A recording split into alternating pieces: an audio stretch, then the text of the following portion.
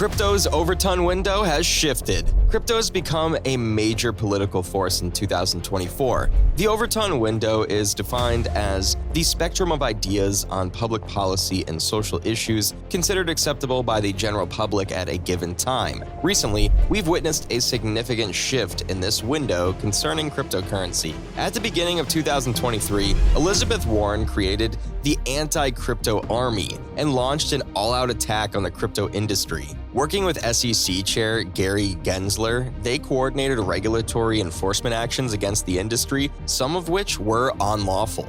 Gensler sent Wells notices and issued lawsuits to nearly all the top crypto companies. The industry, recognizing it was under a coordinated political attack, decided to fight back by launching lawsuits of its own against the SEC, fighting the SEC in court instead of settling, and ramping up its lobbying efforts in DC to get crypto legislation passed so the industry would have clarity and not be at the whims of regulation by enforcement. Pro-crypto group Fairshake has become the largest super PAC of this election cycle, according to a monthly filing with the Federal Election Commission. Fairshake raised over $25 million in June, contributing to a total of nearly $203 million for the 2023-2024 period. Crypto has become the biggest spender in this election cycle. When he was president, Donald Trump tweeted in 2019, "I'm not a fan of Bitcoin and other cryptocurrencies which are not money and whose value is highly volatile and based on thin air. Unregulated crypto assets can facilitate unlawful behavior, including drug trade and other illegal activity."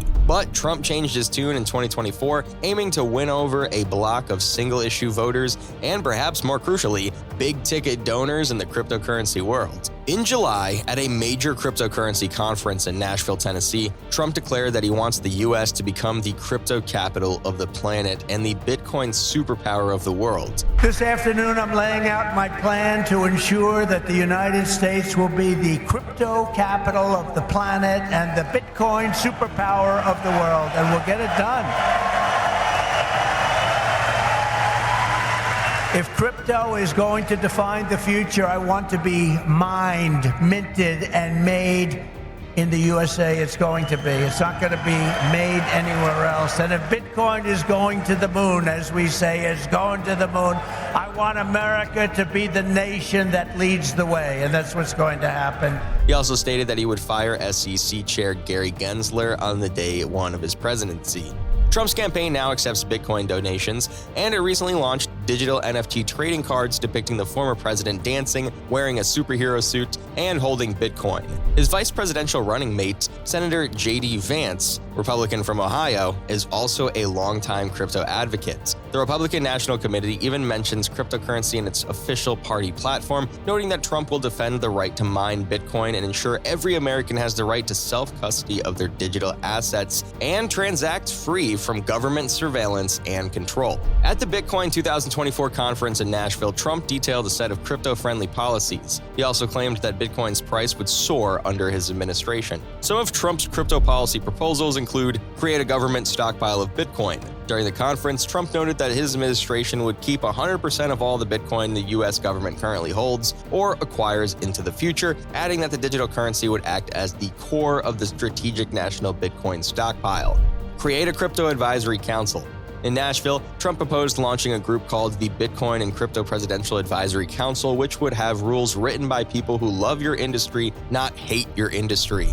Block the Federal Reserve from creating its own digital currency. Central bank digital currencies, known as CBDCs, are a growing trend around the rest of the world, but the idea has received significant pushback from the U.S. cryptoverse. Trump has spoken out against the idea multiple times in 2024, including at a January campaign rally in New Hampshire, where he called it a dangerous threat to freedom.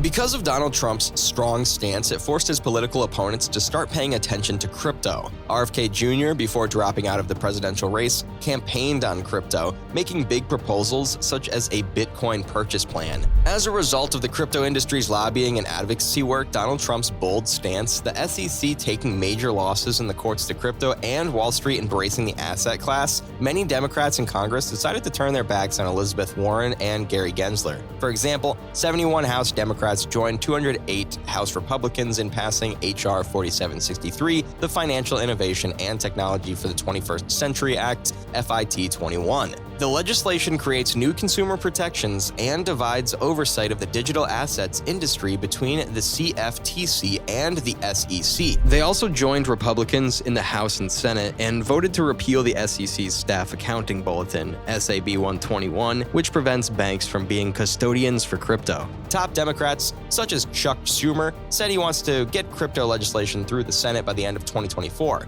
But what about Vice President Kamala Harris, the Democratic presidential candidate? She has been slow to embrace crypto. We've gotten some very small and ambiguous statements from her. First, her campaign advisor said she would embrace crypto legislation, and most recently at a Wall Street fundraiser, she stated she will support crypto. However, we've still yet to see a detailed crypto policy from her. Anthony Scaramucci and Mark Cuban have been advising Harris's team to help shape a crypto policy for her campaign. It's possible we may see her full policy soon.